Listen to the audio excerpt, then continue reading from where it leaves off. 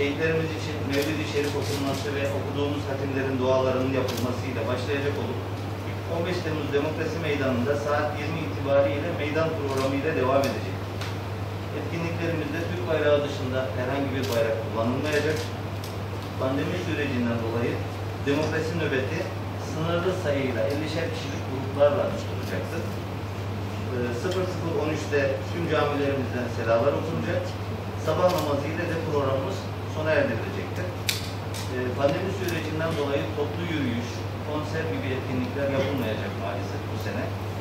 Darbe kalkışması, biraz önce Rızvan Bey'in de söylediği gibi, Sayın Cumhurbaşkanımızın liderliğinde, dirayetinde her sene bu etkinlikler, kutlamalar, boğulmalar Cumhurbaşkanlığı'nın koordinesinde İçişleri Bakanlığı'nın illere yazdığı talimatlar çerçevesinde yapılıyor. Herkesin çok yüksek derecede katılmak isteyeceğini de biliyoruz, anlıyoruz. Ama randevusu verildiğinde bir izdiham meydana gelir. Bunun olması gerekler içinde, şehir içinde faydalı bir iş değil. Gelmek isteyenler mutlaka biraz sonra sizlere vereceğimiz, sizlerin de kamuoyuna paylaşacağımız adreslere mail atarlarsa burada bir planlama yaparak oturma düzenini, sosyal mesafeye göre açık alanı zaten olacak, ayarlayarak bu süreci birlikte yönetmek istiyoruz. Türkiye'de de Gaziantep'te de FETÖ'yle mücadele 4 yıl boyunca kararlılıkla yapıldı. Gaziantep'te yaklaşık olarak 29.000 kişiyle ilgili işlem yaptı. Bu 29.000 kişinin hepsi ceza aldı ya da hepsi suçludur anlamına gelmiyor.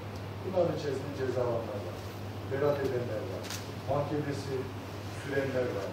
Efendim söyleyeyim, bir davayla ilgili ifade verilmiştir, sadece ifadesi alınanlar var. Bizim burada bir çatışma olmadığı için Gaziantep'te o dönemde bir şey gibi olmadı.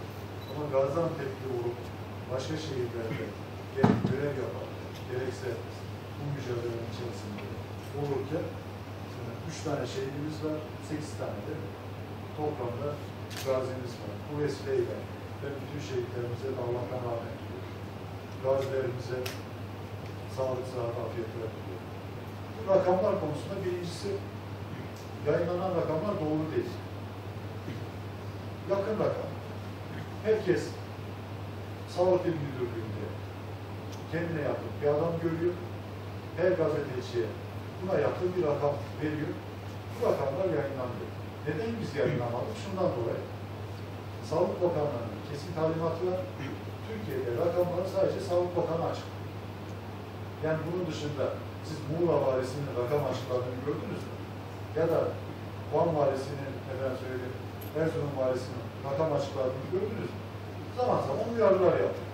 Şimdi Sağlık Bakanlığı'nın açıklamadığı rakamı herkesin fili tarif eder gibi bir ucundan tutup ya burada sıkıntı var diye paylaşmasının bir mantığı yok. Ne zaman ki Sağlık Bakanımız açıkladı, Gaziantep'te 5'i sayarak Gaziantep'i de söyledi. Ondan sonra biz altını doldurduk. Bunu sizlerle de paylaşmış olduk. Zaten rakama da çok takılmamak lazım. Sıkıntı varsa bir kişide, 5 kişide olsa bu ayrılacak. Yani 5 vakayla 5.000 vaka arasında hiç fark etmiyor. Tedbirlere uymazsanız 5 vaka da çok rahat 5.000 vaka oluyor.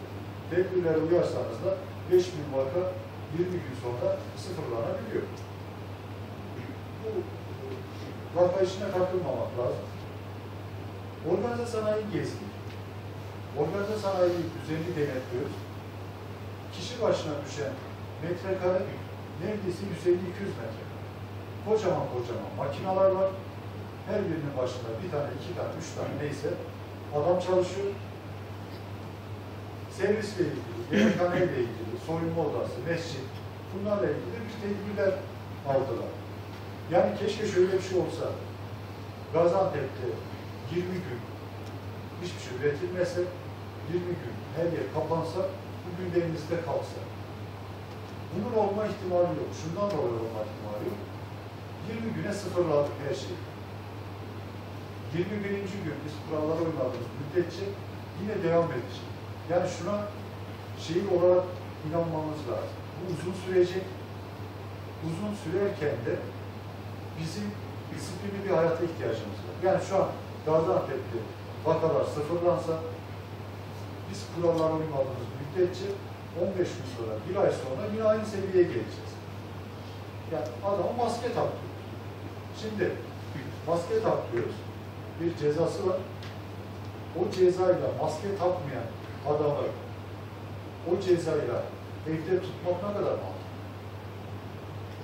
Hadi evde tuttun, 1,5 sene mi tutacağız, 2 sene mi tutacağız, 3 sene mi tutacağız? Makul olanda ittifak etmek lazım. Ya bizde günlük 50 vaka var, bunun 30'u Suriyeli, 20'si Suriyeli. Böyle bir tablo olsa diyeceğiz ki kaynağı var.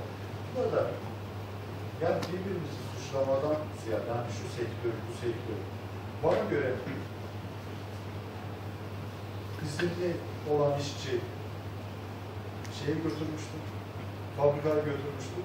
Ama o izinli giden, hasta olan fabrika işçisinden beraber çalışan adam da evine götürmüştü. Yani giden de vardır, gelen de var. Ama bakıldığında biz bir şey istiyoruz. Ya şu kurallara uyun diyoruz. Bu kurallara organize sanayide uyulduğunu görüyoruz. En azından kayıp kaçak olsa bile %99'larda o standartları sağladığımızı görüyoruz. Biz de görüyoruz. Ama sokakta, caddede, sosyal hayatta bunun 4'te 1'ini, 5'te 1'ini göremiyoruz. Bu açıdan da fabrikaları kapatmak, işte iş yerlerini kapatmak, dükkanları kapatmak, milleti 14 gün evinde tutmak, şu yaz günü 80 metrekare evde 10 kişi yaşıyor. Kimi nerede tutacaksın? Yani sanılıyor ki her yerde polis var, her evin önünde bir tane polis koyalım. Yani ne buna sayı yeter, ne bunun çevrebilme imkanı var, ne de polis bizi hastalıkta koruyacak. Bizi hastalıkta koruyacak bizim kendimiz. Ya biz tedbirimizi almazsak dışarıdan birinin bu hastalıktan bizi koruma ihtimali yok. Şimdi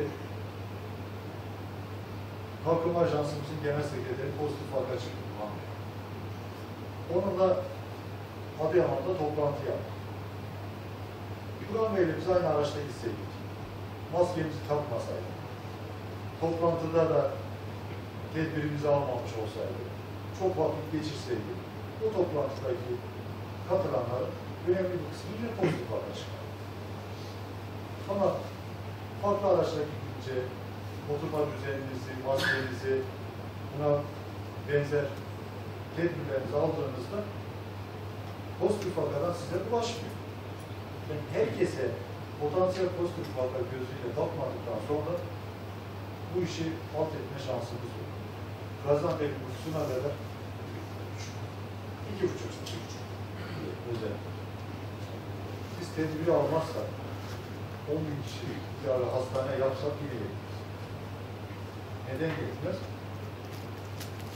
11 kişi geldi. Yani 10.000 yatak geldi. Bunu 15 günde doldurdu. Devamı gelmeye devam ederse olmaz. Şimdi Sağlık Bakanlığı'nın kimi nerede yatıracağıyla ilgili bir kriteri var. Diyor ki şu yoğun bakımda olacak, buna tüp takılacak, bu evinde kalsın. Bu bizde ilave olan evinde uygun şartlar olmayanları yurtta tutar. Şu an bize 500 civarında yurtta kalan hemşehrimiz var.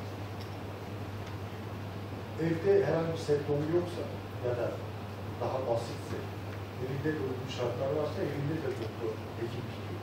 Bu şu anlama gelmiyor. Ya bak evinde ölüme terk ediyor.